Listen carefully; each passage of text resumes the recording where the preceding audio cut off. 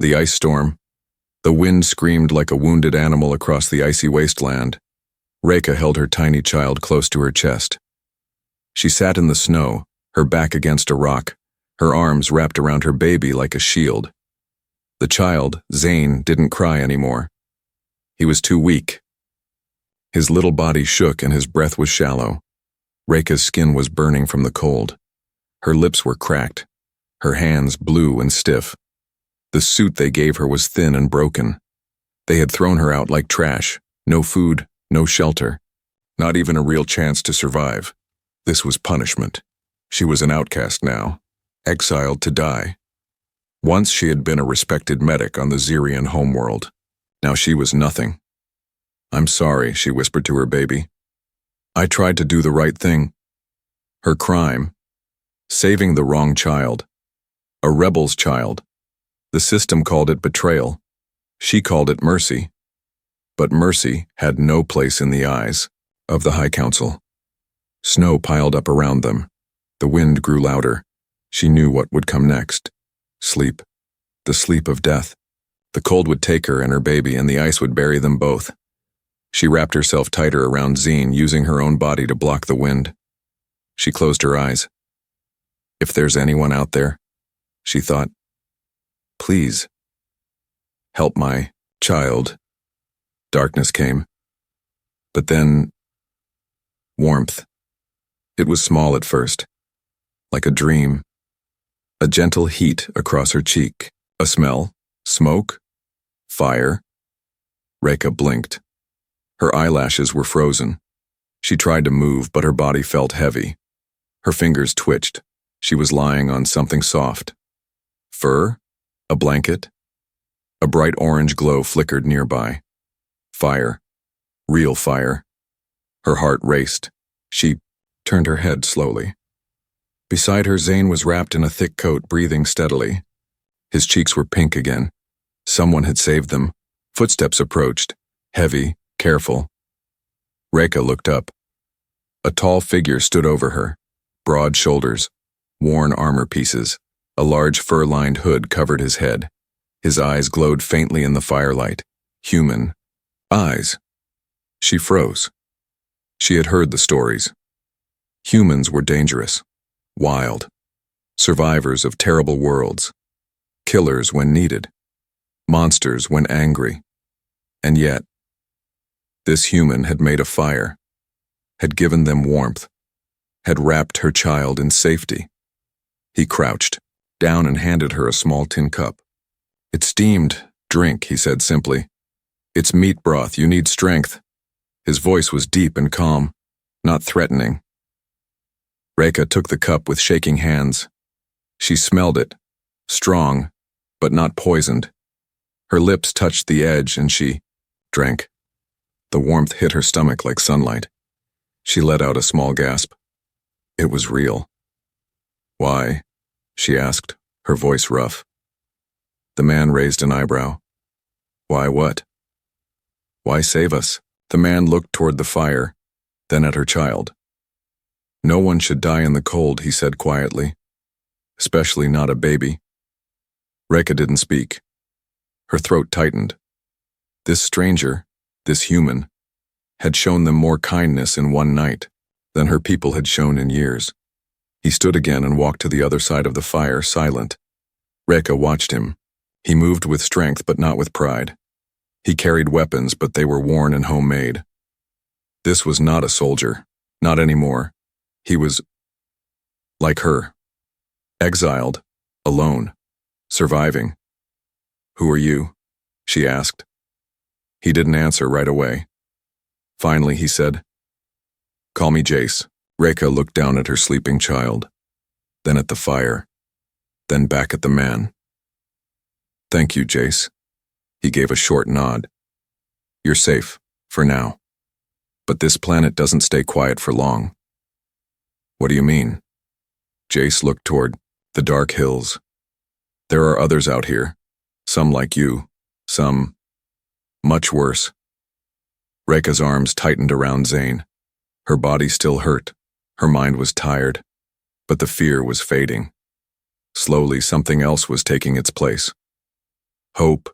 She hadn't expected to survive the night, but now they had fire, warmth, food, and a strange human who had risked his own supplies to help her.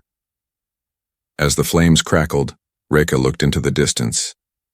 She didn't know what tomorrow would bring, but she knew this. She was not alone anymore, and that meant she had a reason to fight, the human stranger. The smell of cooked meat woke Reka before the heat of the fire did. Her eyes fluttered open slowly, adjusting to the light of dawn. Snow still covered the land like a white death blanket, but in this tiny circle of warmth life had returned. Zine was still asleep, wrapped in a soft fur that didn't belong to her. His breathing was stronger now. His little hands no longer shook. And just beyond the fire, crouched beside a flat hot stone, the human was cooking something. The sizzle of fat, the pop of oil. The sound felt alien in a world that had almost killed her yesterday. She stared. He hadn't run. He hadn't hurt her. He hadn't even asked questions. He had just stayed. She finally spoke. "That smell. Is it real?" The man looked up with a dry smile. "Only if you're lucky enough to taste it." He tossed her a small, flat chunk of roasted meat. She caught it in weak hands and stared at it. "What is this?" "Don't ask. Just eat. If it makes you feel better, it didn't scream when I killed it." She raised an eyebrow. Was that a joke? Her people never joked. Still, she bit into the meat. It was rough, chewy, wild, but delicious. Her stomach, long empty, growled in thanks. The man, Jace, watched her for a moment, then turned back to his pan. She took another bite. And another. And then the question came again. "Why did you help us?" He didn't turn. Instead, he said, "You were dying." "Yes, that's the point of exile." He looked over his shoulder now. "So your kind throws mothers and children into the snow to prove a point?" Reka didn't reply. Her eyes dropped. "I was punished," she said quietly. "I broke the law." "What law?" "I saved a rebel's child. A child marked for execution." Silence hung between them. Jace finally said, "So you saved someone, and they threw you out for it." Reka nodded. "Your people sound lovely," he muttered. She almost smiled, but didn't. "And you?" she asked. "Why are you here?" He didn't answer at first, just stirred the pan. Then finally, "War." She waited. "I was a soldier. We lost. They didn't kill me, just left me here. Why not kill you? Because they wanted me to suffer. Like you." Reka looked at him closely now. His face was weathered with a scar near one eye. His hands were rough but steady. He moved like a man used to danger, but not obsessed with violence. "How long have you survived here?" she asked. He shrugged. "Long enough to lose count." "And you've been alone the whole time?" He paused. "Until now." Something inside her shifted at those words. Zane stirred. Reka turned quickly and held him close. The child blinked, yawned, then curled against her. Jace watched. "He's strong. He wouldn't have lasted much longer out there." "I know," she said. "You saved him." Jace stood and walked over, kneeling beside the fire. He placed a small cup in front of her. "Drink this, it's a root tea. Not tasty, but it'll help your strength." She nodded and took it. "Thank you," she whispered. Jace stood up and grabbed his weapon, something between a spear and a rifle, clearly. "Homemade, eat fast," he said. "We move soon. This place isn't safe for long." "Move where?" "There's a cave system a few kilometers east. I've cleared part of it. Warm enough to hide, quiet enough to sleep." She looked at him, uncertain. "You'd take us? With you?" He turned. "You want to stay here?" Reka hugged Zane tighter and shook her head. "No." "Then let's go." The rules of this world. The footprints behind them were already gone, swallowed by the snow. Reka glanced back once more. The place where she had almost died with her child now looked like it had never existed. Ahead of her, Jace moved through, the frozen terrain like he belonged to it. His coat flapped in the wind, a makeshift spear slung over his shoulder. Every step he took was careful, measured. He didn't just walk, he hunted the silence. Zine was strapped to Reka's chest, wrapped warmly, sleeping again. She followed the human's path with tired legs but a clearer mind. "This planet," Jace finally said without turning, "wants to eat you." Reka raised an eyebrow. "Eat?" "Not literally," he added, "but if you stop, if you wait too long, if you hope someone will come, that's when it gets you." He pointed at the sky. "There are no rescue ships, no supply drops, no rules, except the ones you make for yourself." She frowned. "But isn't this a prison world?" Jace smirked. "Prison implies guards. This place? It's just forgotten. Like us." They walked in silence for a few minutes before Reka asked, "Then how have you survived?" "I learned fast," he said. "From mistakes, from pain, from watching others die first." His voice grew colder. "There are creatures out here worse than the snow." Reka hesitated. "You mean animals?" He stopped walking. "No," he said. "I mean people." He pointed toward the ridgeline, where sharp rocks jutted like broken teeth from the frozen ground. "A few groups set up there," Jace explained. "Some are ex-soldiers, some are pirates, others, well, let's just say they like it when new victims show up." "Have you fought them?" "Once or twice. I try not to. But if they find you first, there's no talking. They'll take everything. Food, fire, your clothes, even your boots." Reka looked down at Zane, sleeping against her. Her fingers curled tightly around the baby's blanket. "I won't let anyone hurt him," she said softly. Jace nodded, once. "Then listen to me. Rule 1. Never light a fire at night unless it's hidden. The glow draws them." "Rule 2? She asked. He gave her a look. "Never trust a smile. Not here." They kept walking. The wind picked up again. Snowflakes danced across the sky like ash. Far off, something howled. Not an animal sound, but not entirely human either. Reka shivered. "What was that?" Jace's jaw clenched. "That was one of the packs." "Packs?" "People who've gone full wild. No language, no sanity, just hunger. They roam after dark."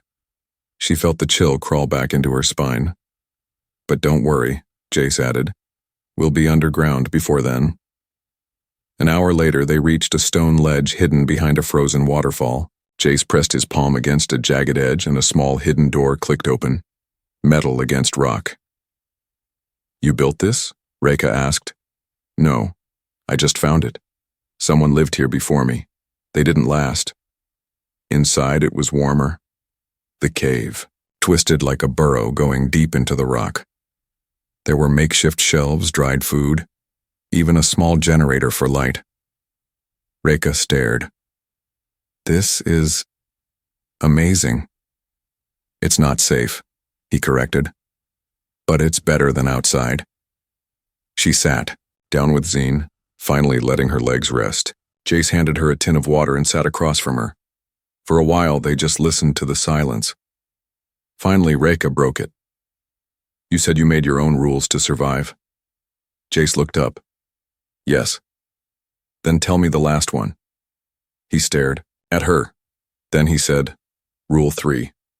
Never get attached." Reka froze. She looked down at her son. "But you saved us." He didn't answer. Instead, he turned away and began sharpening his blade. Fire and fear. The scream tore through the cave like a blade. Reka dropped the tin cup in her hands. Zine whimpered against her chest, waking up. The fire's glow flickered on the walls, dancing with shadows. Jace was already moving, his spear in one hand, his knife in the other. "Stay behind the crates," he said sharply. "Keep the child quiet." Reka didn't ask questions. She pressed her back to the cold rock wall and shielded Zine with her body. Her heart was thudding. The scream hadn't come from a creature. It was human. Or close to it. Outside the cave entrance, something scuffed against the rocks. Jay stood completely still. Another sound followed, low breathing, and then a laugh. But it wasn't a happy laugh. It was broken, ragged, like someone who had forgotten how to be sane. Then came a voice. Well, well. Looks like the dead man's fire burns again. Jace didn't flinch. He stepped toward the entrance and shouted back, "You've got 3 seconds to walk away." Reka's breath caught. Zane was trembling now. The voice replied, "Or what? You'll throw stones like last time, or did you finally grow teeth, human?" Another laugh echoed. More than one voice now. At least 3, maybe more. Reka's fingers curled tightly around her child. She remembered what Jace had said. Never trust a smile. Outside, the voices grew louder. Footsteps now. Crunching snow. The scrape of metal. On stone. Then silence. Jace exhaled slowly. His stance tightened. And then, movement. A figure rushed toward the cave. Jace didn't wait. He lunged. His spear struck fast, the sound of metal meeting flesh, sharp and short. A scream followed, then silence again. Another body entered, swinging a jagged blade. This one was faster. Jace ducked, rolled, slashed upward. Blood sprayed the cave wall. The third one didn't come in. He ran. Jace stood still, breathing hard. Weapon in hand, blood on his coat. The cave was quiet again. Reka stepped out slowly. She looked at the bodies. Humanoid, filthy, thin, eyes wild like animals. One was still twitching. She covered Zane's face. "Are they dead?" she asked softly. Jace wiped his blade. "They are now." Reka stared at him. "You didn't hesitate." He looked at her, his eyes cold. "Hesitation gets people killed." She swallowed hard. "You've done this before." He didn't answer. Instead, he knelt and searched the attacker's pockets. Found a few knives, a dried fruit strip, and a flare gun. "Not much," he muttered, "but enough to keep us alive a little longer." Reka looked at her child, still scared, still silent. She walked over and stood next to Jace. "Thank you," she said, "for protecting us." Jace didn't look at her. "I didn't do it for thanks." She paused. "Then why?" A long silence followed. Finally, he spoke. "Because someone once did the same for me. A long time ago." His voice cracked slightly, just for a second. Then he stood and threw one of the bodies outside into the snow. "You said never to get attached," Reka whispered. He froze. "Yes," he said, "I did. But you stayed." He turned. "I can leave now if you want." She stepped closer. "No, that's not what I meant." He looked at her. Really looked at her this time. "You're not like the others," he said. Reka gave a small, tired smile. "Neither are you." Later that night, they buried the fire deep in the cave and blocked the entrance with rocks. Zine finally slept again. Reka sat beside Jace near the warm coals. The cave was quiet, but the fear still lingered, in her bones. "I've never killed anyone," she whispered. Jace nodded. "I hope you never have to." She turned toward him. "But if it comes to it, I will. For my son." Jace looked at the fire. "Then you've already made it to the hardest part of survival." "What's that?" He met her eyes. "Knowing what you're willing to become. For someone you love." The broken past. The cave was quiet, but inside her mind, Reka was screaming. She sat near the fire, arms around Zane, who finally slept in peace. But her own heart wouldn't rest. The blood from the fight was gone. The attackers were buried under snow, and yet her hands still trembled. Jace was sharpening his blade again, the sound steady and slow, like he'd done it 1,000 times. "You don't even flinch," she whispered. Jace didn't look up. "You get used to it." Reka stared into the flames. "I don't want to get used to it." Jace stopped. He looked at her. Then you'll die. The words hit her like ice, but he didn't say them with cruelty. He said them like someone who had already died once inside. She didn't answer. Not right away. Instead, she said, "Do you know what my real crime was?" Jace raised an eyebrow but said nothing. She continued, voice shaking. "I was assigned to execute a rebel child. He was maybe 7 years old, scared, crying. I lied in my report, said he was already dead. I smuggled him to a ship and sent him to a neutral moon." She took a breath. "They found out. The boy lived, but I lost everything. My rank, my name, my world." Jace leaned forward, elbows on his knees. "That's not a crime," he said. "It is on my planet," Reka replied. "Kindness is weakness there. Mercy is betrayal." He nodded slowly. "That's why you and I are still alive. We're the broken ones." A long silence followed. Only the crackle of the fire filled the air. Then Reka spoke again. "What about you? What did you do to end up here?" Jace's jaw clenched. He didn't answer at first. Then he stood, walked to the cave wall and stared at the dark stone. "I disobeyed an order," he said quietly. Reka waited. "My unit was told to burn a village, said it was infected with hostiles. We were soldiers, we followed orders, but when we got there I saw what they didn't want us to see." He turned around. His eyes were hard. There were no hostiles, just families, kids, people trying to farm on dead land. Reka's breath caught. "I refused. My squad didn't." "And the village?" she asked softly. "Gone. Just smoke and screams." "And you?" "I was tried for treason. They didn't kill me. That would have been mercy." Reka stood up and walked over to him. "You carry it with you," she said. "Every moment." He nodded. "Good," he said. "It means I'm still human." She looked into his eyes. "So am I." Zane stirred in his sleep. Reka rushed to his side and held him gently. The child murmured something soft. Her name. Jace watched them for a moment, then returned to the fire. He placed 2 pieces of dried meat near the heat. "We can't let the past control us," he said. "But we also can't forget it." Reka sat down again. "How do you live with it?" Jace stared into the flames. "I make small promises," he said. "To myself. One at a time." "Like what?" He smiled weakly. "Today, I'll protect that child. Tomorrow, I'll find clean water. Next day, maybe I build something that doesn't fall apart." She nodded slowly. "Then maybe I'll start making promises too." "Start with one," he said. She looked at Zine. "I promise. I'll keep him safe." "That's a good one," Jace said. "And I promise I'll help you." Later that night, as the cave grew cold again, Reka rolled up a spare blanket and handed it to Jace. "You don't have to sleep so far," she said. He raised an eyebrow. "You trust me now?" "No," she said. "But I trust what you did." He smiled. "That's close enough." The ice wolves had started with a low growl in the wind. Jace opened his eyes. He didn't move. He just listened. Reka was asleep beside the fire, Zine cradled in her arms. The baby's breathing was soft, steady. The cave was dark, quiet. Then the sound came again. Not the wind, not a voice, a growl.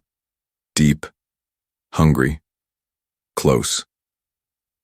Jace slowly reached for the spear beside him. His fingers brushed the metal shaft. Then, a sharp bark echoed outside. Not human, not even close. Reka's eyes snapped open. She sat up quickly. "What was that?" Jace whispered. "Stay down. Don't move." He stepped quietly toward the blocked cave entrance where the stone slabs kept the snow out. He pressed his ear to the rock, sniffing, scraping claws. More than one. "They've found our scent," he said. "What are they?" Reka asked. He turned toward her, eyes cold. "Ice wolves." Reka had heard the stories, not wolves. Not exactly. Creatures bred by the prison system to control escapees. Smart. Silent, built to hunt in snow and darkness. No eyes, only heat sensing, ridges and teeth that could cut through bone. But I thought they were extinct, she whispered. Jace loaded his flare gun. They are, mostly, but this planet doesn't let monsters die easy. A loud crack came from outside. One of the rocks had been knocked loose. Reka grabbed Zane tighter. Jace turned to her. Go deeper into the cave. Find the hollow in the back wall. Hide. You can't fight them alone. I can slow them down. She stood firm. I'm not leaving you. Jace looked at her, truly looked, and for once didn't argue. Then, let's make it count. They moved fast. Reka tucked Zane into the hollow space, covering him with heat blankets and dark cloth. She kissed his forehead once. I'll come back, she whispered. I promise. Jace used spare fuel to coat the entrance floor, then snapped a heat crystal and placed it on the ground. If they break through, he said, they'll walk into fire. Seconds later, the rocks burst open. The first ice wolf leapt through. It was massive, thicker than any earth wolf, covered in white fur with exposed muscle and clawed feet. Its head had no eyes, just black ridges and long, snarling jaws. Jace threw the heat crystal. The floor lit up in blue flame. The wolf shrieked, blinded by heat, confused. Jace struck. His spear drove deep, but another wolf was already coming through. The fire. Reka grabbed a sharpened pipe from the cave wall and rushed forward. Reka, no! She jammed it into the second wolf's throat. It roared, twisted, and slammed into her. She hit the ground hard. Jace tackled it before it could finish her, slashing, stabbing, shouting. Blood soaked the cave floor. Breathless. Silent. Then, nothing. Only two had entered. The others had run? No. They were waiting. Jace staggered to his feet, wounded but alive. Reka pulled herself up too, shaking but breathing. They looked at each other. She smiled weakly.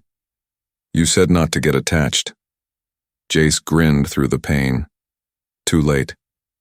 Later that night, they buried the wolves outside. Reka sat beside the fire, bandaging her arm. Jace lay nearby, bleeding from his ribs but still strong. You should have left me, she said. No chance. She looked at him. We make a good team. He nodded. You fought like someone who doesn't want to lose her future. I don't, she whispered. Not anymore. He looked toward the back of the cave where Zine slept soundly. You still think mercy is weakness? He asked. No, she replied. Now I think it's what separates us from them. Hope in the cold the sunrise felt like a lie. Reka sat at the mouth of the cave, watching the pale light stretch over the snowy hills. After everything they had fought through, she expected something more. Dramatic. Louder. Brighter. Instead, the world looked the same.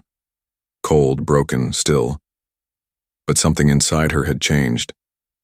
Behind her, Zine slept in warmth. Safe. Jace was bandaged and snoring like a stubborn bear. The fire still glowed. They had made it through the night.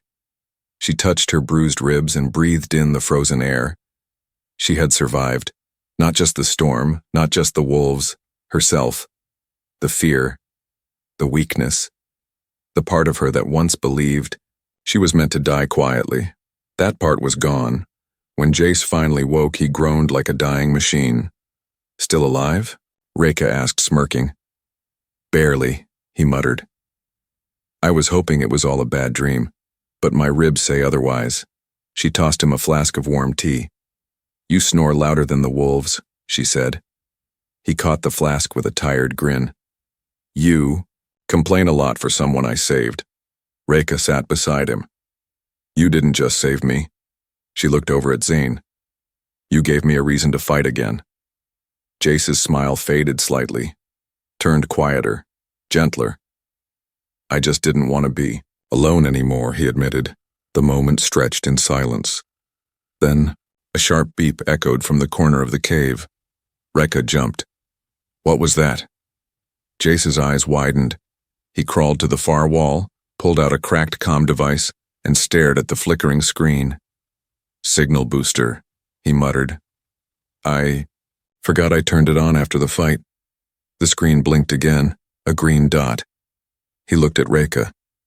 "It's a rescue ship." She stood slowly. "What?" "It's Alliance frequency. They must be sweeping the prison zones. First time I've seen one come this close." She stepped closer, voice trembling. "Are you saying we can leave? If we send a flare in time?" "Yes." Jace held the old flare gun in his hand. Reka stared at it, then at the snow beyond the cave. Zane was awake now, blinking, smiling in her arms. His eyes looked brighter than the sun, but Reka didn't smile. "Will they take you too?" she asked. Jace hesitated. "I'm still a war criminal in their files.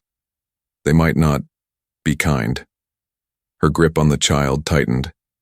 "You saved a child, fought monsters, protected us. That should mean something." "It should," he said quietly. "But it doesn't always." Reka looked at him firmly. "Then I'll lie for you. Say I found you. Say you were never part of the war." He stared at her. "Why would you do that?" She stepped closer. "Because you're not just a stranger anymore." She reached out and pressed her hand over his. "You're our family now." Jace looked down at her fingers over his. He didn't speak. Instead, he raised the flare gun toward the sky. The flare fired, red and bright, streaking across the sky like a promise. For the first time in years, Jace felt something warm bloom in his chest. Hope. An hour later, they stood together on the hilltop. The rescue craft descended slowly, kicking up snow like a gentle storm. Lights blinked. Voices crackled on comms. Reka held Zane close. Jace stood at her side, tall and silent. The ship door opened, and soldiers stepped out, but Reka spoke first. "I'm Dr. Reka of Zirian Command," she said clearly. "This is my child. This man saved our lives. He is under my protection, the E." Soldiers hesitated, then nodded. Jace looked at her, stunned. She leaned in and whispered, "Rule 4. Sometimes you break the rules for the people who matter." They boarded the ship. Together. Not as prisoners, not as exiles, but as survivors, as a family. The end.